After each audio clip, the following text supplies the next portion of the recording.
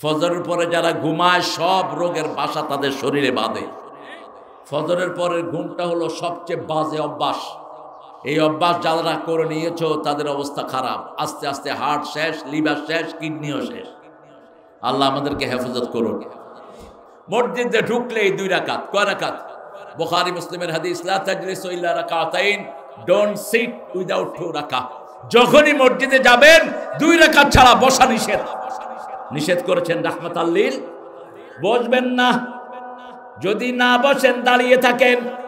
বসতে হলে কয় রাকাত? এখন আপনি লিখে রাখছেন লাল বাতি চলাকালীন নামাজ পড়া নিষেধ। কে কইছে আপনারে? রাসূল বলছেন যখনই ঢুকো, তুমি ফজরের সুন্নত ঘরে পড়েছো, মসজিদে বসতে চাইলে কয় রাকাত? আসরের পরে কোনো নামাজ নাই, কিন্তু আপনি মসজিদে বসতে চান, কয় রাকাত?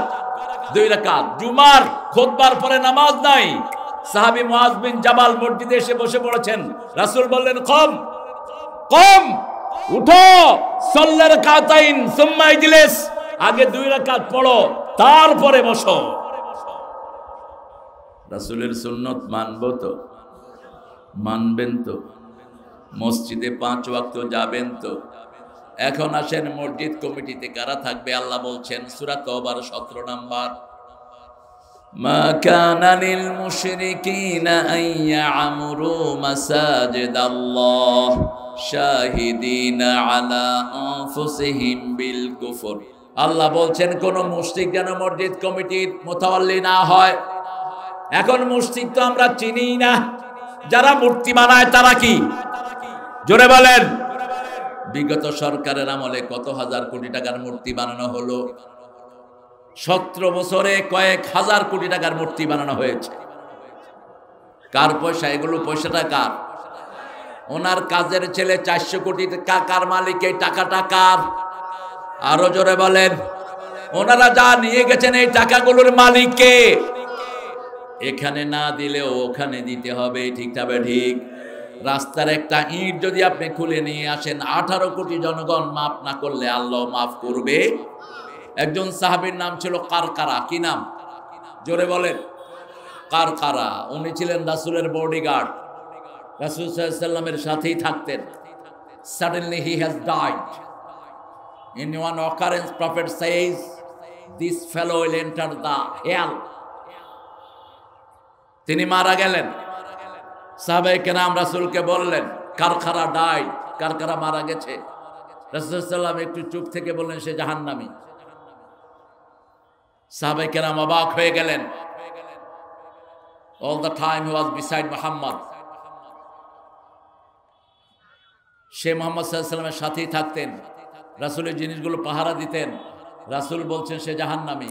নিশ্চয়ই রাসূল জেনেই বলছেন, ঠিক না ঠিক? শুরু হলো তদন্ত।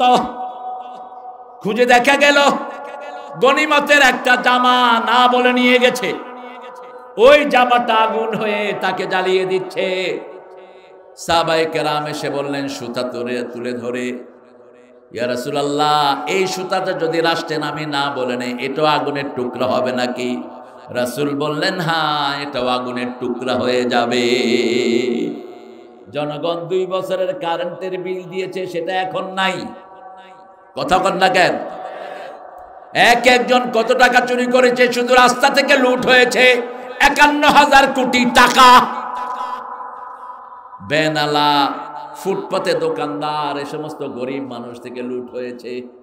চাঁদাবাজের আর কোনো শেষ নাই। নব্য কোনো চাঁদাবাজ আমরা সহ্য করব না। চাঁদাবাজদেরকে হাত গুড়িয়ে দেন, পিটিয়ে মেরে ফেলো এদেরকে। চাঁদাবাজ জাতির দুশ্মন, মানবতার দুশ্মন, ঠিক না ঠিক? সিঙ্গাপুর একটা ছোট্ট দেশ, কিন্তু পৃথিবীর সবচেয়ে সুন্দর দেশ, সবচেয়ে সিকিউর দেশ। আল্লামা সাইদি একবার সিঙ্গাপুরে প্রোগ্রাম করে আসছিলেন। ওনার হাতের ওয়ালেটের ভিতরে $20,000 ওনার বিবির জন্য নেয়া সোনা দানা। তিনি ট্যাক্সিতে আসছেন, ট্যাক্সিতে রেখে এয়ারপোর্টে ঢুকে পড়েছেন। সাথে ছিল রফিক, আমার অত্যন্ত আদরের ছিল রফিক। সাইদি সাহেবের সবগুলো ছেলে আমার খুব আদরের, কারণ আমি সাইদি সাহেবের খুব আদরের ছিলাম। তো চাচা বলছেন, নিজে আমাকে ঘটনাটা বললেন। কয় তারেক, আমি যখন ইমিগ্রেশনে যাব আমার ব্যাগ নাই, ওটার ভিতরে আমার টিকিট। বুলবুলকে বললাম, বুলবুল ওটা কোথায়? কয় গাড়িতে। বাংলাদেশে হইলে তো পাওয়া যেত, কি বলেন? কথা কন না কেন? পকেট আতায়া হুজুরের মোবাইলও নাই। হুজুর তারাবি পড়ায় সবার সাথে মোলাকাত করে দেখে যে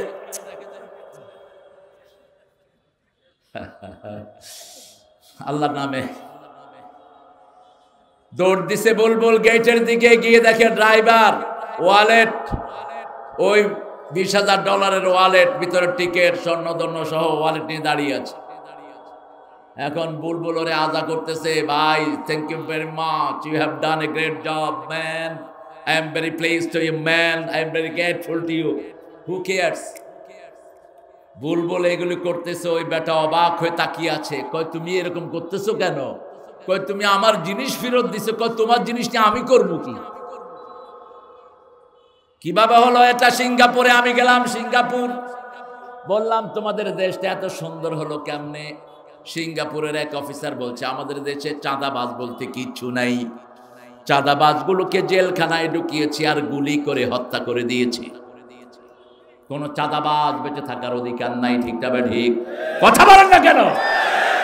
আর আমাদের দেশে আরেক শয়তানরা আছে ঘুষখোর। কি খোর? ঘুষখোর। জায়গায় জায়গায় বসে আছে সুন্দর টুপি টাপি মাথায় দিয়ে, আসসালামু আলাইকুম, আমার জন্য কিছু আনেন নাই? কি সুন্দর করে কয়, মনে হয় ওর বাপে থুইয়ে গেছে কিছু না। এখন পুলিশেরা ডিউটিতে কম, আপনারা খেয়াল করছেন কিনা জানি না, রাস্তাঘাটে পুলিশ।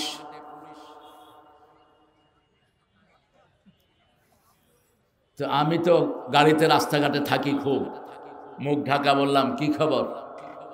কয় আগের মতো ইনকাম নাই, যেমনি খুশি যাক। পুলিশ ভাইরা বেতনটা হালাল করেন, বেতনটা হালাল করেন, ডিসিএসপি বেতন হালাল কর। অফিসে আসার কথা 9টায়, আসে 12টায়। সাধারণ মানুষ চান্স পায় না। ঠিক না বা ঠিক? তোর প্রত্যেকটি দানা হারাম, খাস কেমনে এটা?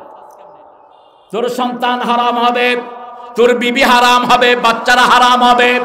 হারামের ইনকাম কখনো ভালো হয় না। ঠিক না বা ঠিক?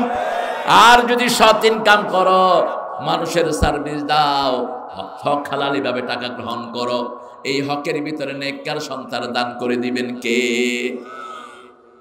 ইমাম বুখারী মুহাম্মদ ইবনে ইসমাইল বুখারীর বাপ ছিলেন বড় ব্যবসায়ী। তিনি মারা যায় ছোট্টবেলায়, বুখারীর চোখ অন্ধ হয়ে যায়। ইসমাইল, মুহাম্মদ ইবনে ইসমাইল বুখারীর চোখ অন্ধ হয়ে যায়। মা কাঁদতে থাকে কার কাছে?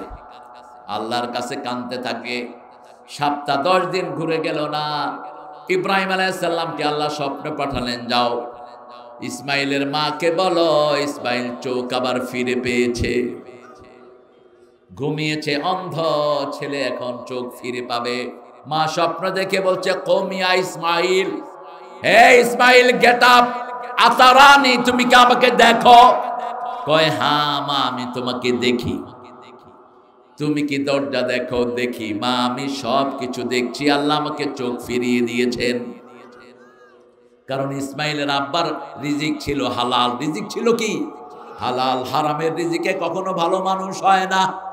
সেজন্য আমরা যারা মসজিদে যাব, কোনো মুশরিক মসজিদে রাখবো না।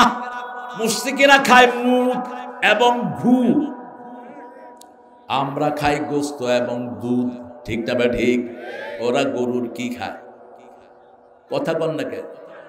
কি খায়? মুখ খায়। শুধু তাই না, ভারতের এক প্রধানমন্ত্রী ছিল, নিজের মুখ খাইতো। গফুর ভাই জানেন কি না? কি নাম? ওই যে মুরারজি দেশাই। তো লোকেরা জিজ্ঞেস করলো, আপকা বল কেউ পি লেতে हैं? আপনি আপনার মুখ কেন খান? কম মেরা हर विटामिन बोल से निकल जाता है, हम इसको घूम लेता हो। আমার মুখের সাথে ভিটামিন বাইরে যায়, এটা আমি খাইয়া ফেলি। এর চেয়ে নোংরা কি আর কেউ হতে পারে? এই জন্য রাসূল 5 ওয়াক্ত নামাজের শিরক থেকে মুক্তি চাইতেন। ঠিক না ঠিক? রাসূল নামাজের নিয়ত বদলে পড়তেন, ইন্নী ওয়াজ্জাহাতু, পড়েন, ইন্নী ওয়াজ্জাহাতু ওয়াজহিয়া লিল্লাযী ফাতারাস সামাওয়াতি ওয়াল আরদ হানিফান ওয়া মা আনা মিনাল মুশরিকিন। আমি আমার মুখ ফিরিয়ে দিচ্ছি ওই আল্লাহর দিকে যিনি আকাশ বানালেন, জমিন বানালেন একাগ্র চিত্তে, শিরকের সাথে আমার কোনো সম্পর্ক। শিরক আছে যেখানে আমরা আছি নাকি আমরা নাই, সেখানে শিরক আছে যেখানে জান্নাত নাই সেখানে, ঠিক না ঠিক? আমাই ইউশরিক বিল্লাহ ফাকাদ হারামাল্লাহু আলাইহিল জান্নাহ ওয়া মাওয়াহুন নার, যে শিরক করবে তার জন্য জান্নাত হারাম করে দিবেন কে?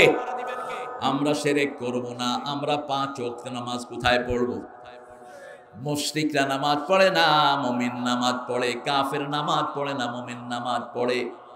কাফেরের দল হলো বেনামাজির দল, আর মুশরিকের দল হলো বেনামাজির দল, মুমিনের দল হলো নামাজির দল। যে দলে নামাজ আছে সেই দল আমরা করব। রাজি আছেন? রাজি আছেন? এবার আল্লাহ বলছেন, শোনো, কাকে মসজিদ কমিটিতে রাখবা?